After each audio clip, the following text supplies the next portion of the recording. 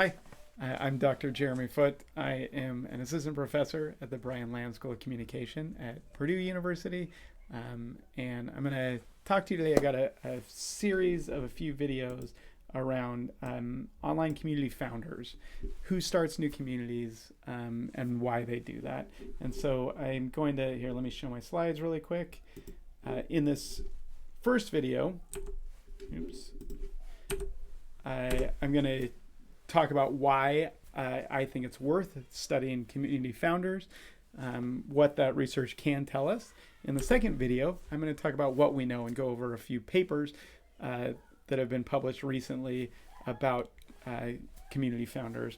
And finally, in the third video, I'm going to talk about what the open questions are. And apologies, I am, like all of us in these COVID times, at home a lot. At home right now filming this video, and my 5 kids are probably going to be heard in the background, so apologies for that. So I want to start with a puzzle to make this argument about why it's worth studying founders. And the puzzle is that thousands of new online communities are created daily. If you look at Reddit, there's actually a list of new subreddits. If you look, if you think about Facebook groups and wikis and all the different attempts that people make to create new things, new online communities. But the fact is that most fail by almost any measure of what you might mean. As an example, this is a bunch of wikis from the website Wikia, the distribution of how many people ever contributed to them, sort of in their lifetime.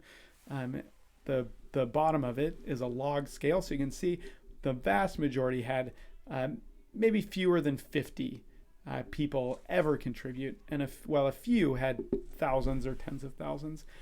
This sort of graph could be created for any sort of online communities. That the one for Reddit is even more stark. If you look at the 1 million subreddits and how many people contribute to them each month, for example, you'll see that most have 0 or maybe 1 or 2 people.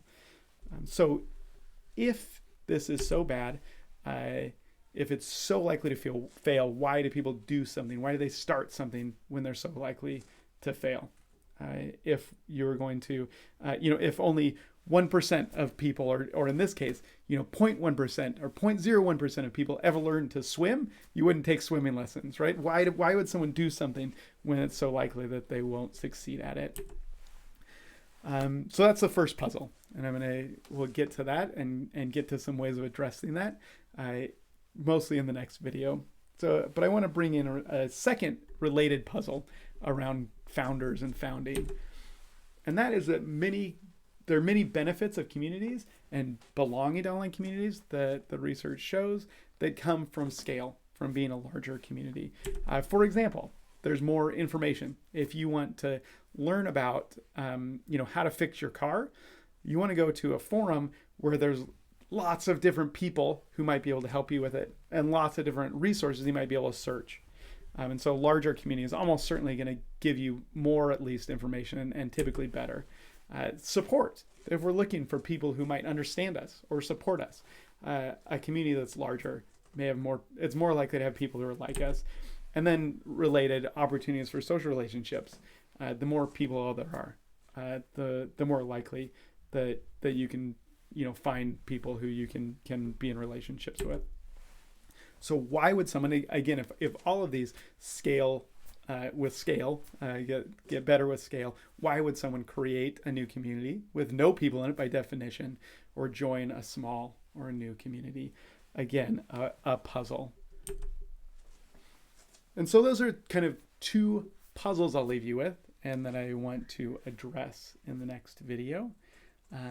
But then I also want to talk about what learning about online communities can tell us. Why should we care about learning about founders?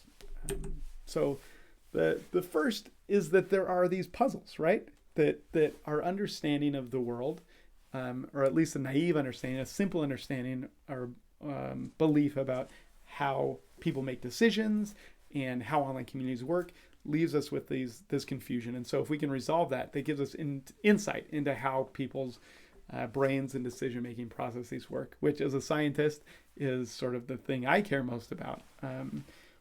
But also, this can give us clues into how to make online spaces more diverse, more inclusive.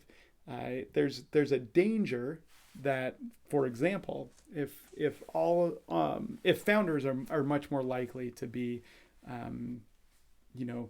young white men, then the types of communities that get created, the opportunities for people to get the sort of information and support and relationships that they're looking for are limited, because the sorts of communities that may appeal to them simply won't exist. And so there may be opportunities to make these sorts of spaces more diverse by altering or understanding who's starting the new communities there.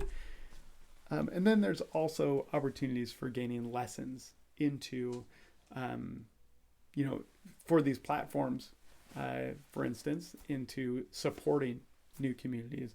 For people who might think about founding a new community and want it to be successful, there may be lessons from understanding who has done so in the past, who's been where you want to go, and what sorts of factors led them to be successful or not. And so I think those are a few of the reasons to understand this. And that's actually where I'm going to end this video. The next video is going to be what we know about online community founders and foundings.